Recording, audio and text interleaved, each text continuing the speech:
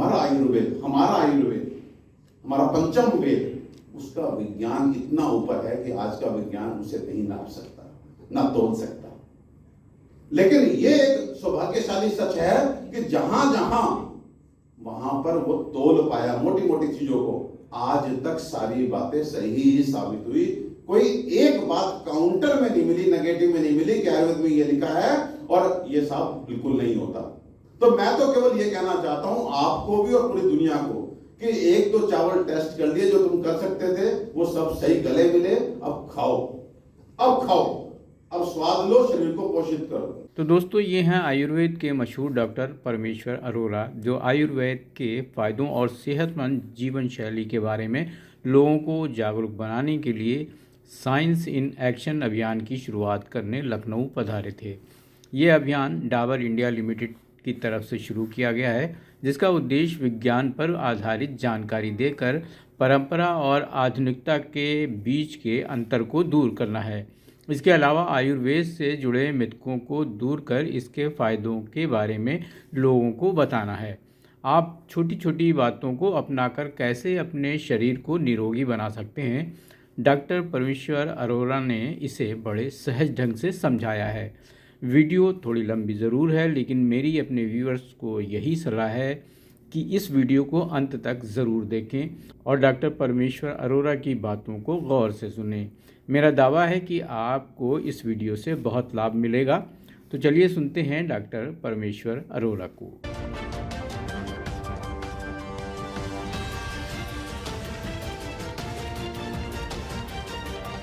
तो मैं केवल इतना कहना चाहता हूं, देखिए च्यवनप्राश, डाबर, ये सब ठीक है, बहुत बढ़िया है, लेकिन एक क्लिनिशियन भी हूं और एक आप जैसा सामान्य नागरिक भी हूं।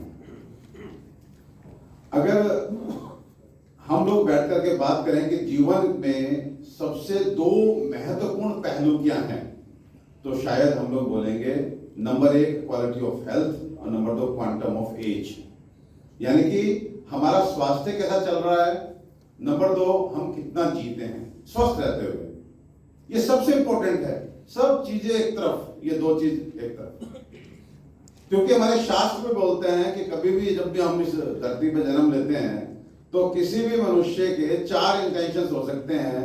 वो धर्म की तरफ जा सकता है, वो अर्थ की तरफ जा सकता है, वो काम की तरफ जा सकता है, या वो परम सिद्धि मोक्ष की तरफ जा सकता है।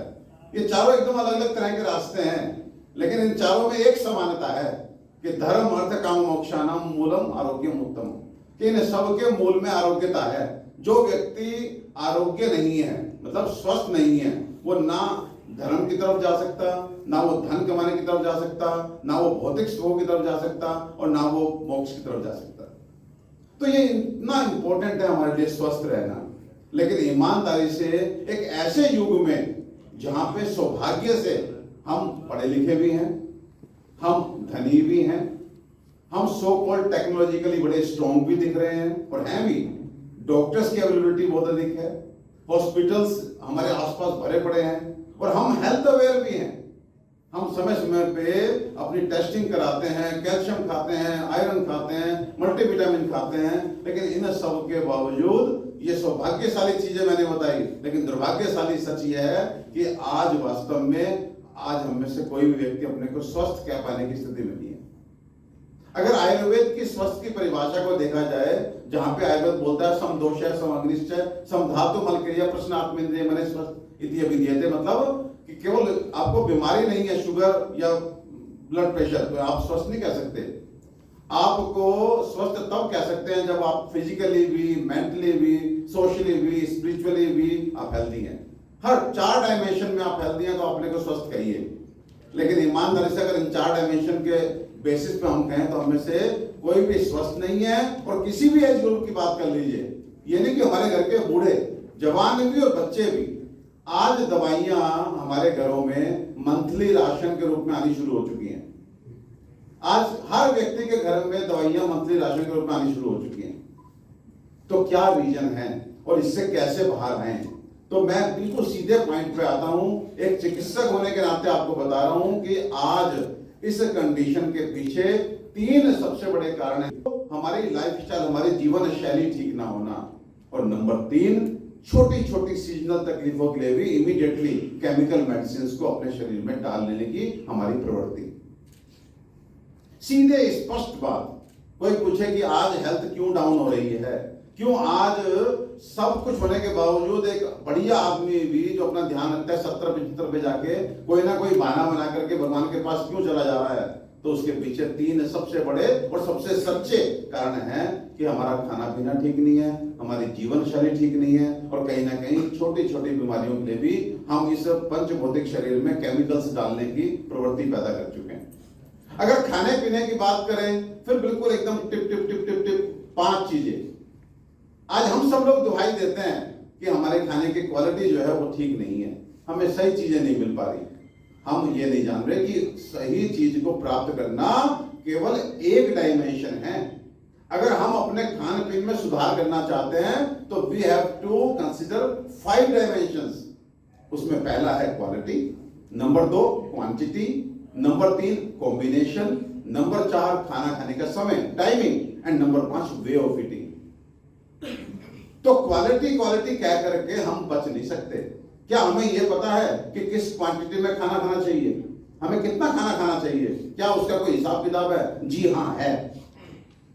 कॉम्बिनेशन, कौन सी 2 चीजें एक साथ खाई जा सकती हैं और कौन सी 2 चीजें एक साथ बिल्कुल नहीं खाई जा सकती, क्या यह भी जानकारी होनी चाहिए? जी हाँ बिल्कुल, क्योंकि 2 अमृत जैसी चीजें भी एक साथ मिला के खाएंगे तो शरीर को नुकसान पहुंचाती है, जहर बन जाती है।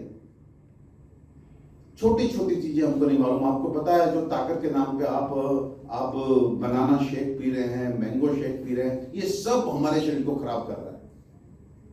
आज जो हम दही में नमक डाल के खा रहे हैं ये सब हमें बर्बाद कर रहा है। हमें नहीं पता कॉम्बिनेशंस के बारे में। खाना खाने का समय, समय मीन्स हम किस समय खाना खाएं। नंबर 2 कौन सी चीज किस समय खाएं, इसे सुबह खाना अच्छा है कि दोपहर में खाना अच्छा है कि रात में खाना अच्छा है। दिन में दही अमृत तुल्य और रात में विष तुल्य, दही अभिसंध्या नाम। आप खाइए रात में दही, देखिए आपको ना शुगर हो जाए, ना ब्लड प्रेशर हो जाए, ना हार्ट की प्रॉब्लम हो जाए। हमारे बड़े कभी रात में दही खाते थे? नहीं खाते थे, लेकिन हमारे बच्चे रोज खा रहे हैं। हमें पानी पीने का तरीका नहीं आता। हम कहते हैं भोजन के साथ पानी ना पियो। मैं कह कह के पूरी दुनिया से थक गया कि कहां लिखा है कि भोजन के साथ पानी ना पियो। हमारे वेद, हमारे शास्त्र तो बोलते हैं भोजने च अमृतम मारी, भोजन के साथ पिया गया तो जल अमृत के जैसा होता है। दही को लोग कहते हैं ये ठंडी होती है, मैं कहता हूं दही उष्ण, दही गर्म है। तो कहने का मतलब यह है कि टाइमिंग के बारे में हमें नहीं पता। और फिर मैं कह रहा हूं कि आपकी पौष्टिक चीज भी अगर गलत क्वांटिटी में खाई जाए, गलत समय खाई जाए, तो वो आपको पोषण ना देकर के नुकसान पहुंचाती है। 8 दाने बादाम, 2 दाने अखरोट के आपको डेफिनेटली ताकत देंगे, लेकिन अगर आप 100 ग्राम बादाम खाएंगे तो अगले दिन सुबह लूज मोशन देंगे, ताकत वाकत तो वही भागेगी। भोजन के साथ पिया गया पानी आपको एसिडिटी, गैस, कॉन्स्टिपेशन सबसे मुक्ति दिला देगा। लेकिन आपको तरीका आना चाहिए कि मुहुर मुहुर वारी पीवे कबूरी, कैसे पीना है पानी, सब कुछ लिखा है। एंड नंबर 5 खाना खाने का तरीका। मैं कहता हूं आप पत्रकार भाई हैं, आपकी कलम चलेगी, करोड़ों लोगों तक बात पहुंच सकती है। केवल एक सेंटेंस मेरा जो है वो स्कूल बच्चों तक पहुंचा दीजिए कि आज जो खाना है उसके 2 भाग हैं, एक सॉलिड एक लिक्विड। वो व्यक्ति, खाना खाने के तरीके में देखिए क्या है कि वो व्यक्ति जो सॉलिड को पिएगा और खाने के लिक्विड भाग को खाएगा, उसका कभी डाइजेशन की दिक्कत नहीं हो सकती। और डाइजेशन मैं बता रहा हूं आपको हर बीमारी की जड़ है। Sugar metabolic problem, blood pressure metabolic problem, dyslipidaemia metabolic problem, सब कुछ मेटाबॉलिक है, सब पेट से है। रोगा सर्वे अपने मंदाग्नियों, हर रोग की शुरुआत अग्नि की मंदता यानी डाइजेस्टिव डिसऑर्डर से होती है। ये हमारे बड़े बोलते थे पेट से होती है सारी बीमारियां। तो आप ये कहिए कि सॉलिड को पीना है, मतलब आप खुद भी करके देखिए। आप थोड़ा सा बेटाइम खाना खाते हैं, कहीं कहीं इधर उधर होते हैं, मैं बस एक काम कर लीजिए कि जब खाना खाने बैठे तो खाने को इतना चबा लें कि जब आपके गले से क्रॉस करे तो पानी बन जाए। इसे बोलते हैं सॉलिड को पीना। और लिक्विड, चाहे वो सूप है, चाहे वो जूस है, चाहे वो पानी है, उसको एक सिप लेकर के वापस गिलास को नीचे जरूर रखिए, फिर उठाइए, फिर एक सिप लीजिए, फिर नीचे रखिए। इसे बोलते हैं लिक्विड को खाना। आप करके देखिए, वो गोली जो सुबह सुबह आप सालों से खा रहे हैं वो 15 दिन में छूट जाएगी आपकी। खाना खाने का तरीका भी हमें बताना है। तो 5 चीजें, quality, quantity, combination, timing and way of eating, खाने से मुझे। फिर जीवन शैली की बात की तो जीवन शैली में आप जो मर्जी कर लीजिए, लेकिन जब तक आप सुबह 1 घंटा आप फिजिकल वर्कआउट नहीं करते, चाहे वो योग के नाम पे, चाहे स्पोर्ट्स के नाम पे, चाहे वॉकिंग जॉगिंग किसी नाम पे कीजिए, लेकिन आपको 1 घंटा बाहर निकलना पड़ेगा। नंबर 2, आपको जो ये unlimited desire for physical achievements है, जो हमें लगातार तनाव में धकेल रही है, उस भौतिकवादिता से बाहर आना पड़ेगा, कोई दूसरा रास्ता नहीं है। तीसरा, हमें आयुर्वेद को माध्यम बना के बॉडी को टाइम टाइम पे डिटॉक्स करना पड़ेगा, और डिटॉक्स का भी सही तरीका आपको सीखना पड़ेगा। ये जितने हमारे आयुर्वेद के बड़े साधारण तरीके थे, जैसे आप मेरे से पूछें कि एक लाइन में डिटॉक्स का तरीका बताइए, बॉडी को डिटॉक्स करना है, मैं कहता हूं हफ्ते में 1 दिन फास्ट रखना शुरू कर दीजिए, आपकी बॉडी में टॉक्सिन्स इकट्ठे हो नहीं सकते। आपका अपना शरीर इतना बढ़िया डिफेंसिव एक मैकेनिज्म अपने साथ कैरी कर रहा है कि उसको मौका दीजिए, अपनी अग्नि को मौका दीजिए शरीर में रुके हुए टॉक्सिन्स को खाने का। लेकिन वो तब हो पाएगा जिस दिन आप नहीं खाएंगे, तो वो अग्नि स्पेयर होगी और आपके टॉक्सिन्स को खाएगी जाकर। तो अपने को डिटॉक्स करते रहिए, और कहीं ना कहीं अपने सामाजिक और धार्मिक आचरण का निर्धारण कीजिए। ये है लाइफ स्टाइल के करेक्शंस, बहुत शॉर्ट में बात कर रहा हूं। और तीसरा, जो मैंने कहा कि हम लगातार केमिकल मेडिसिन को बॉडी में डाल रहे हैं, उसे बंद कीजिए, उस प्रवृत्ति, उस टेंडेंसी को बंद कीजिए, क्योंकि फॉर्चुनेटली 90% ऑफ द डिजीज में आपकी किचन आपको रेमेडी दे सकती है। 90%। एक क्लिनिशियन जो 25 साल से प्रैक्टिस कर रहा है, वो आपको बता रहा है कि जिन बीमारियों को आप बड़ा बड़ा कहते हैं, उन बीमारियों का क्योर, कंट्रोल नहीं, आपके अपने किचन में है। तो क्या करें? ये 3 कारण जान गए हम कि हमें खाना पीना, हमें जीवन शैली, हमें केमिकल मेडिसिन से छुटकारा चाहिए। तो क्या कोई एक विज्ञान है? तो बड़े गौरव के साथ बीइंग एन आयुर्वेदिक स्कॉलर आपको बताना चाहता हूं, जी हाँ, हम ब्लेस्ड हैं आयुर्वेद से। आयुर्वेद एक ऐसा शास्त्र है, ऐसा विज्ञान है जो केवल ट्रीटमेंट की बात नहीं करता, आपको जीवन जीने की कला सिखाता है। इतना बड़ा विज्ञान है। मैं तो आज डॉक्टर मिश्रा की प्रेजेंस में बोलना चाहूंगा, क्योंकि साइंटिफिकली आज के टूल्स लेकर के आयुर्वेद को नापने की कोशिश कर रहे हैं। हमारा आयुर्वेद, हमारा पंचम वेद, उसका विज्ञान इतना ऊपर है कि आज का विज्ञान उसे नहीं नाप सकता, ना तोल सकता। लेकिन ये एक सौभाग्यशाली सच है कि जहां जहां वहां पर वो तोल पाया मोटी मोटी चीजों को, आज तक सारी बातें सही ही साबित हुई। कोई एक बात काउंटर में नहीं मिली, नेगेटिव में नहीं मिली कि आयुर्वेद में ये लिखा है और ये साफ बिल्कुल नहीं होता। तो मैं तो केवल ये कहना चाहता हूं आपको भी और पूरी दुनिया को कि 1-2 चावल टेस्ट कर लिए जो तुम कर सकते थे, वो सब सही गले मिले, अब खाओ, अब स्वाद लो, शरीर को पोषित करो। सो मोटे मोटे तौर पे एक मिशन है कि आयुर्वेद को जन जन तक पहुंचाना है और लोगों को वापस से स्वास्थ्य लाभ देना है। और इसमें I am so thankful to Dabur कि जो हमारी डॉक्टर्स की इच्छा थी कि भाई डाबर च्यवनप्राश का प्रचार तो हम करते हैं, लेकिन क्यों ना हम आयुर्वेद का प्रचार प्रसार करें। आयुर्वेद से जुड़ी हुई भ्रांतियां जैसे आपके दिमाग में होंगी, आयुर्वेदिक मेडिसिन में स्टेरॉइड होते हैं, आयुर्वेदिक बस में तो किडनी को खराब कर देती है, आयुर्वेद तो स्लो काम करती है, हमें तो उल्टी हो रही है, दस्त हो रहा है, बताओ कोई मेडिसिन जो तुरंत हमें रोक दे। अरे भाई तुरंत क्यों रोकना?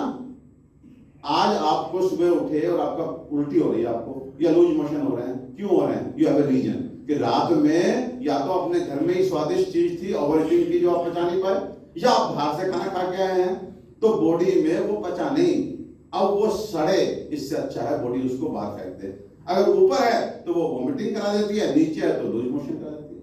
लेकिन आप क्या करते हैं, एक वोमिटिंग हुई नहीं, फटाफट एक गोली उठाई, उसे खाई, और दिमाग में जो एमिटिंग सेंटर है जो वोमिटिंग को इंड्यूस करता है वो ब्लॉक हुआ और आपके रिफ्लेक्सेशन बंद, वो जो टॉक्सिन था, जो खराब चीज थी, वो कहाँ रहेगी? बॉडी में रहेगी। आप उस गोली को कह रहे हैं बहुत अच्छी गोली है, लेकिन मेरे से पूछिए वो गोली नहीं है, वो बड़ी बीमारी का बीज है जो आपने अपने अंदर उगा दिया है।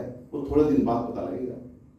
जब वो टॉक्सिक मटेरियल अंदर रुक जाएगा, उसके बाद आप बर्गर भी खाओगे तो वो गलेगा, गल करके उस बर्गर के साथ कहीं ना कहीं बॉडी में पहुंच जाएगा, और जहां पहुंच जाएगा, किडनी में पहुंचा तो किडनी की बीमारी, हार्ट में पहुंचा तो हार्ट की बीमारी, अगर ज्वाइंट में पहुंच गया तो आर्थराइटिस।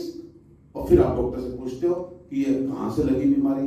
दवाई तो वो देता है, लेकिन ये नहीं पता कहां से लगी, वो यहीं से लगी। सो ये सारे जो भ्रम फैले हुए हैं कि साहब स्लो काम करते, स्लो नहीं, सही काम करती है। आगे बोलता है कि कभी भी लूज मोशंस को, वोमिटिंग को तुरंत नहीं रोकना चाहिए। आप इलेक्ट्रोलाइट लेते रहिए, नमक चीनी का पानी में घोल लेते रहिए, लेकिन होने दीजिए 2-3 वोमिटिंग्स को, सो दैट वो टॉक्सिक चीज जो हमारी बॉडी में पहुंची है वो निकल जाए। तो ये बातें लोगों तक पहुंचानी है कि आप जो एक गोली खा करके खुश हो रहे हो, गोली की तारीफ कर रहे हो, वो आपके लिए बहुत नुकसानदायक है। और मैं ये मान के चलता हूं कि आज का युग पढ़ा लिखा है, वो इमीडिएटली चीजों को एक्सेप्ट करता है और एक्सेप्ट करके फॉलो करता है। तो जरूरत केवल इस बात की थी कि उन तक मैसेज पहुंचाया जाए। और मुझे लग रहा है कि इसी एक मोटो को लेकर के हम लोगों ने ये सीरीज बनाई है, जिसमें 1 मिनट के वीडियो, 3 मिनट के वीडियो, 5 मिनट के वीडियो, आधे घंटे तक के वीडियो हमने बनाए हैं। और हमारी कोशिश है आप लोगों को माध्यम बना करके खाने पीने को लेके, जीवन शैली को लेके और होम रेमेडीज को लेकर के, आप 90% चीजों के होम रेमेडी मुझसे आप पूछ सकते हैं कि साहब एलर्जी में बता दो, साइनस में बता दो, माइग्रेन में बता दो, आप यू टेक एनी नेम, मैं आपको होम रेमेडी बताता हूं। और ईमानदारी से बताऊं तो 80-90% वो होम रेमेडी कारगर है, वो कारगर हैं। केवल पानी सही कर लीजिए, मैं कह रहा हूं आपकी एसिडिटी, आपकी गैस, आपका कॉन्स्टिपेशन खत्म, केवल पानी पीने का तरीका सही कर लीजिए। लेकिन उसको आपको समझना है और समझ करके हमारे साथ कंधे से कंधा मिला करके अपनी इस वैदिक नॉलेज को जन कल्याण के लिए जो है घर घर पहुंचाना है।